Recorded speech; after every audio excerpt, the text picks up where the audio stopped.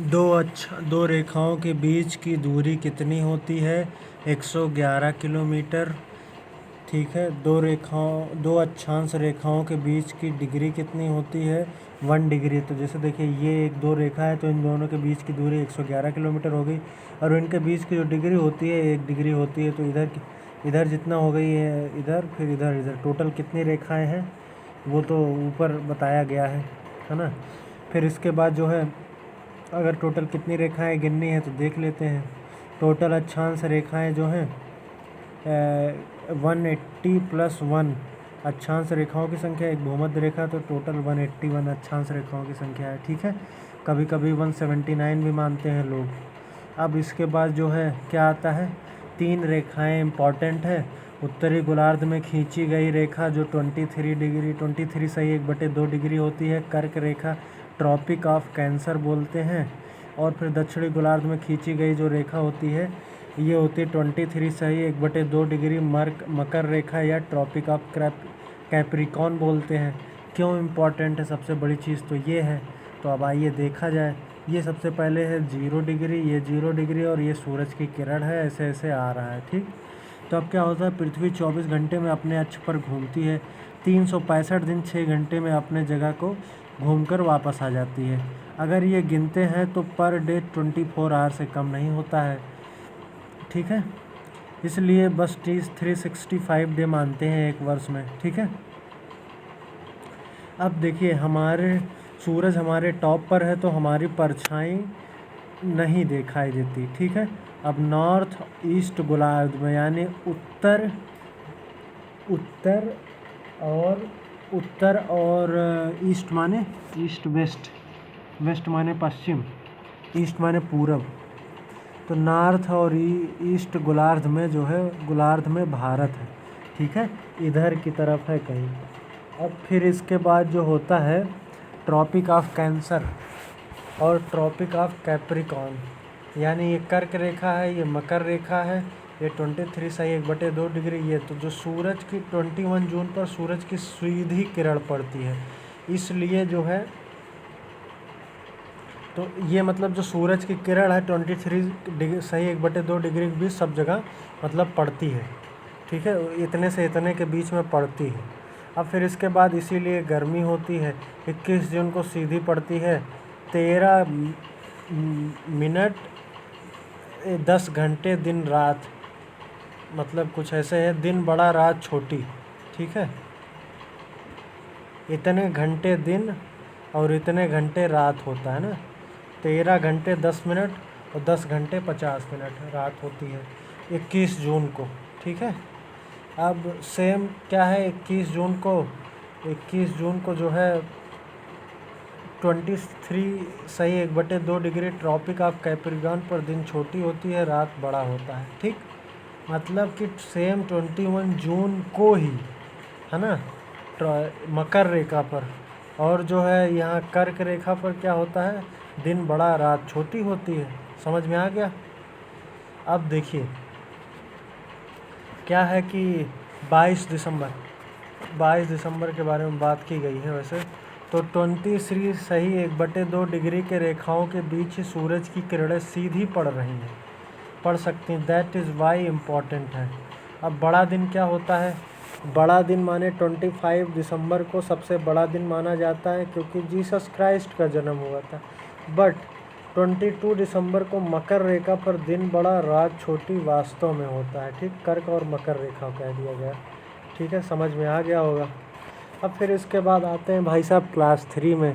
Class 3 में क्या है कि एक है 1 डिग्री एक रेखा होती है। अब देशांतर, अब 360 डिग्री 360 रेखांश बोल दिया गया है। दो रेखाओं के बीच का अंतर होता है 111.32 किलोमीटर। और फिर डिग्री में जो होता है 1 डिग्री का अंतर होता है, उसमें क्या था 111 किलोमीटर था। अब देखिए जो है देशांतर रेखा को लॉन्गिट्यूडनल लाइन भी बोलते हैं। 0 डिग्री देशांतर रेखा या ग्रीनविच रेखा या मानक समय रेखा बोलते हैं, या मध्याह्न रेखा बोलते हैं, प्राइम मेरिडियन, है ना। क्या समय इसी लाइन से निर्धारित होता है, that is why called as मानक समय रेखा। लंदन का एक शहर है, शहर ग्रीनविच, जिसके मध्य से होकर जाती है, that is why called as, मतलब कि देखिए लंदन के एक शहर के ग्रीनविच के एकदम बीच से होकर जाती है, इसीलिए इसको ग्रीनविच रेखा कहा जाता है। मानक समय क्यों कहा जाता है ये भी आपको समझ में आ गया होगा। ठीक है, भारत नॉर्थ ईस्ट ग्लोब में पड़ता है। अब देखिए कुछ बताने की कोशिश की गई है। यहाँ पे जो है ये हमारे जो है एशिया हो गया, ये अफ्रीका हो गया, ये यूरोप हो गया, और ये हो गया नॉर्थ अमेरिका, ये साउथ अमेरिका हो गया। तो मतलब यही है। अब 0 डिग्री देशांतर ऐसे जाता है। ठीक, अब देखिए फिर क्या होता है कि जो है भारत इधर है, नॉर्थ ईस्ट में पड़ता है। तो अब इधर की तरफ देख लेते हैं, भारत को एकदम जूम करके देखा जाए तो इधर हो गया जो 0 डिग्री देशांतर, इधर हो गया 68 डिग्री 7 मिनट देशांतर, इधर हो गया 97 डिग्री 25 मिनट पूर्वी देशांतर हो गया। ठीक है, अब भारत का विस्तार कहाँ से कहाँ तक है, 68 डिग्री 7 मिनट से 97 डिग्री 25 मिनट तक है। 68 माने और इसे 98 माने तो टोटल अंतर 30 डिग्री का आ गया, 30 × 4 120 मिनट का आ गया। तो यह अब देखिए जो इधर की तरफ होता है एक देशांतर रेखा होती है, इधर की तरफ जाएंगे मानक समय रेखा जो है इधर की तरफ जो है समय बढ़ता है, इधर की तरफ घटता है। अब इधर की तरफ पॉजिटिव इसलिए सूरज की किरण पहले पहुंच चुका होता है तो दिन हो चुका होता है अगर सुबह 0 डिग्री पर माना जाए। तो अब देखिए अगर गुजरात में जो है 1 बज रहे हैं तो इधर अरुणाचल प्रदेश में 3 बजे होंगे। ठीक है, अब देखिए एक ही समय पर 2 घंटे का अंतर है तो काम करने जाने में दिक्कत होगी। तो अब अपने हिसाब से करेगा सरकारी कर्मचारी, काम अपने हिसाब से काम करेगा, सरकार कुछ नहीं कर पाएगी। तो अब देखिए अब जैसे विश्व की मानक होती है रेखा, वैसे भारत ने भी अपना मानक बना रखा है। 82 सही 1/2 डिग्री पर मानी गई है, जो इलाहाबाद प्रयाग के नैनी क्षेत्र से निकलती हुई जाती है। ठीक है, विश्व की मानक समय रेखा से भारत की मानक रेखा 82 सही 1/2 डिग्री पर है, अर्थात 328-2 बराबर 330 डिग्री 5 घंटे 30 मिनट की दूरी पर है। अब देखिए इधर मानचित्र में ये हो गया, तो इधर की तरफ पॉजिटिव है, इधर की तरफ निगेटिव है, इधर की तरफ पॉजिटिव है, इधर 180 डिग्री, इधर 180 डिग्री, ये 0 डिग्री है। ठीक है, अब ग्लोब मुड़कर इधर आ जाएगा। ठीक है, आप ऐसे मानिए ग्लोब मुड़कर इधर आ जाएगा तो 0 डिग्री के एकदम पीछे जो है 180 डिग्री आ जाएगी। तो 180 डिग्री पूर्वी देशांतर, 180 डिग्री पश्चिमी देशांतर, जो एक ही लाइन हो गई है। अब यह अंतर्राष्ट्रीय जो है तिथि रेखा कहलाती है, एक ही लाइन है, अंतर्राष्ट्रीय तिथि रेखा कहलाती है। प्रशांत महासागर में पड़ती है। अगर ये सोमवार है तो इधर रविवार पड़ता है। ठीक है, इधर पॉजिटिव इधर निगेटिव। 180 डिग्री का ये है पूर्वी या पश्चिमी या अंतर्राष्ट्रीय तिथि रेखा बोलते हैं।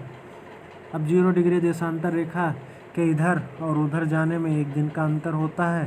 ठीक है, तो ये हो गया 47 पेज तक।